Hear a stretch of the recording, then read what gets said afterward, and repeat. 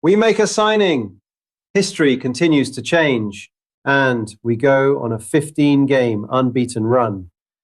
Let's get into it.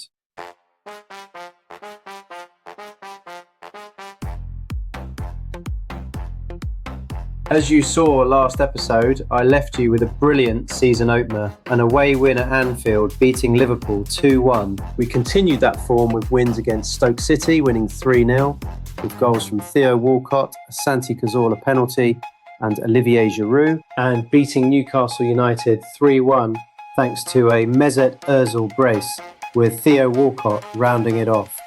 Then came Chelsea away at Stamford Bridge.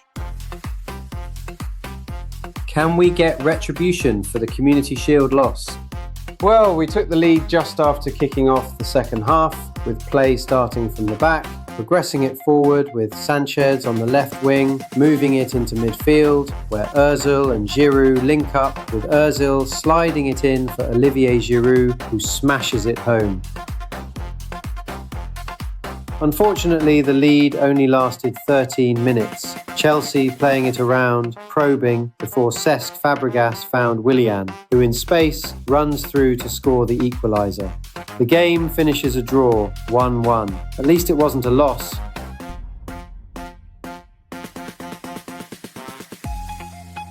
The summer transfer window in the Robinson Retro universe continues to change history. Chelsea raided La Liga, signing right wing-back Mario from Villarreal for £18.75 million and Ignacio Camacho from Malaga for £14.25 million. Manchester United were also busy signing ex-Arsenal forward Carlos Vela for £28.5 million from Real Sociedad and Domenico Criscito from Zenit for £24 million. Other notable signings were Marco Arnautovic to West Ham from Stoke City and Shane Long to Tottenham from Southampton, both on loan. Deadline day came and honestly, it was a quiet one. We did have some offers for players, but I wasn't letting anyone leave just yet. First, we rejected a loan offer from Paris Saint-Germain for Francis Coquelin, with a potential transfer fee of £22.5 million, and then a loan bid from PSV for Thomas Rosicky. We did bolster the defensive midfield position with someone who I think people will remember, if not for anything else but for his moustache. Here's Portuguese midfielder William Carvalho, signing him from Sporting. We signed him for £27 million, which I think is a great deal, on a 5-year contract for £110,000 a month. The only other real business on deadline day was with Manchester United signing Spanish defender Marc Bartra from Barcelona.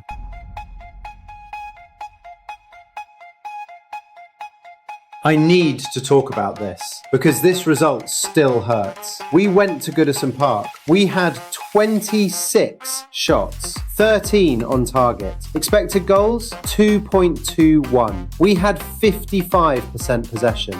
Yet, we lost 3-1. They opened the scoring when Ross Barkley fed through Romelu Lukaku. We managed to pull it back with Alex Oxlade-Chamberlain scoring a great goal. But then, just after kicking off the second half, on the 46th minute, Stephen Naismith gave Everton the lead.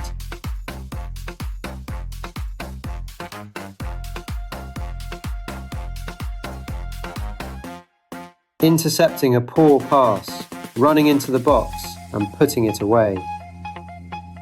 The final nail in the coffin came with yet another Nacho Monreal own goal. Everton had 9 shots, 8 on target, fair enough, but their XG was 0.90. 0 clear-cut chances, and they beat us 3-1. No surprises then, but keeper Tim Howard pulled off a 7.6 rating.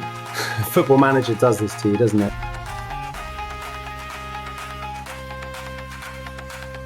But listen, that was the only league loss for a long time. And then, in between all of this, we were balling in Europe, taking charge of my first Champions League game.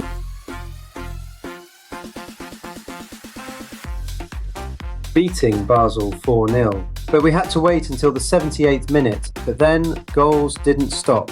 Giroud opened the scoring with a header from a Jack Wilshere corner. Then straight from kickoff, after winning the ball back and building up play, Jack Wilshere, with space in front of him, dribbled into the box and hit a powerful shot to score the second.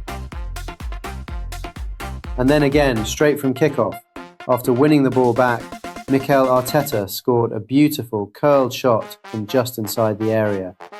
It went from 0-0 to 3-0 in 3 minutes. Youngster Wellington Silva capped off the win with a nice finish, shooting across the keeper. We went on to beat Roma 3-0 at the Emirates. And then PSG at the Parc des Princes, a PSG with Ibrahimovic, Cavani, Di Maria, Lavezzi, Verratti and Thiago Silva, winning 1-0 thanks to another Olivier Giroud goal. Back to the league. Man United away, won it. Watford, Norwich, dealt with. But it wasn't always pretty. West Brom at home, 64% possession, 24 shots to their 7, XG nearly 2, drew 0-0. Giroud had an off day, brought on Welbeck. He did nothing either. Their keeper though, Myhill, with an 8.1 rating. And then the Capital One Cup. Rotherham at home, 10 shots on target. They had 2. The score, 2-2, with Rotherham taking the lead and then second, a Callum Chambers, an own goal. I definitely thought I was going to be FM.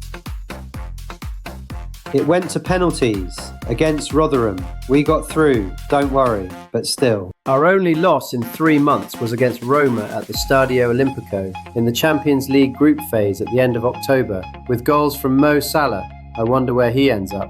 And the veteran Francesco Totti. Just look at his stats. At 38 years old, sure he doesn't have much pace, but look at everything else.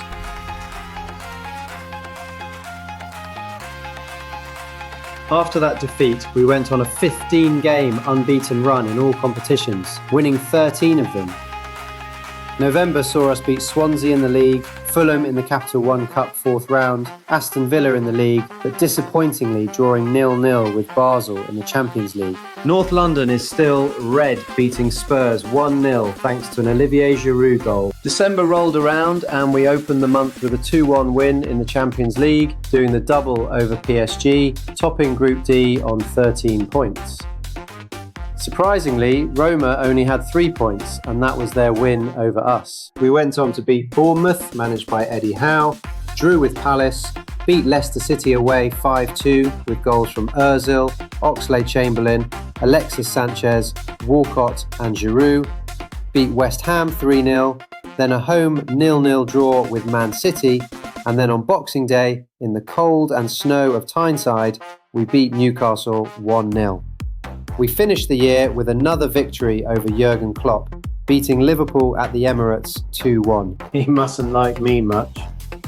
Liverpool took the lead through Bobby Firmino on the 22nd minute, but Alexis Sanchez pulled it back to 1-1 on the 36th minute before scoring the winner on the 57th. On New Year's Day, we faced our new nemesis, Jose Mourinho, having not yet managed to get a victory over him or Chelsea. But that all changed as we ran out 3-1 winners. Mikel Arteta opened the scoring on the 2nd minute, but we didn't hold the lead for long as Cesar Azpilicueta equalised on the 11th minute, and it stayed that way until half-time. But 2 second-half goals from Olivier Giroud gave us the win. And that is where we are going to leave episode 2. Tune in next time for the January transfer window, some surprise manager movements, and the finish of my first season in charge of Arsenal in this Robinson Retro universe. Thank you for watching and see you next time.